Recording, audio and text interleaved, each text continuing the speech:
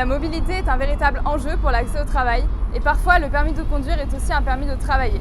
C'est sûrement pour ça que j'arrive pas à trouver de travail. Mais du coup, comment je fais pour passer le permis? Je vais aller me renseigner.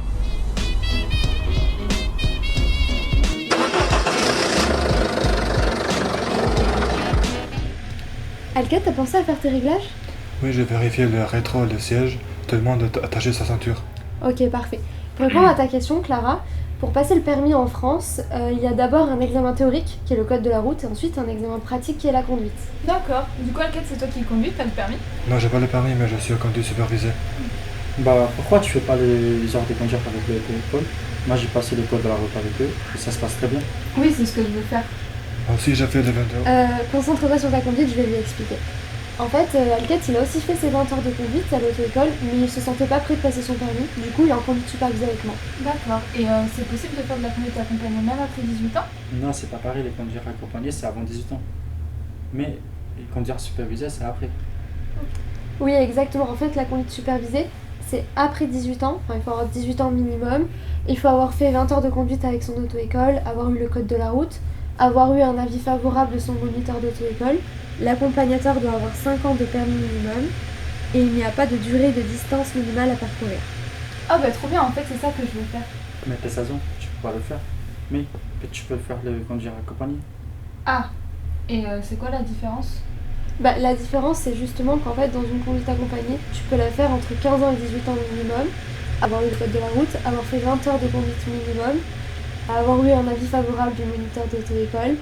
Il faut que l'accompagnant ait 5 ans de permis minimum et ça se fait en 1 an minimum, il faut faire 3000 km minimum aussi. On est bientôt arrivé.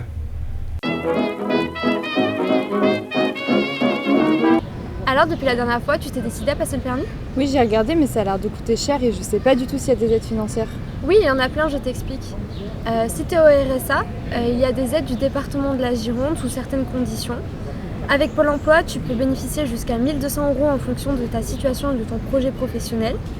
Si tu as entre 16 et 25 ans, tu peux avoir des aides de ta mission locale dans le cadre d'une reprise d'études. Si tu as entre 18 et 30 ans et que tu es en apprentissage, tu peux bénéficier jusqu'à 500 € d'aide de l'État. Il faut te renseigner auprès de ton CFA.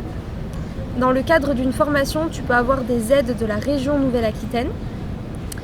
Tu peux aussi mobiliser ton compte formation, CPF, si tu travailles ou que tu as travaillé. Dans certaines communes, tu peux avoir une bourse au permis en échange de 40 heures d'intérêt général. Et tu peux passer le permis à 1 € si tu as entre 15 et 25 ans sous certaines conditions. C'est super, merci, je vais regarder ça.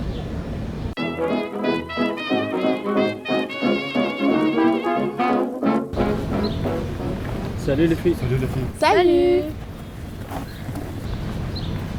Alors Clara, tu t'es inscrite à l'auto-école?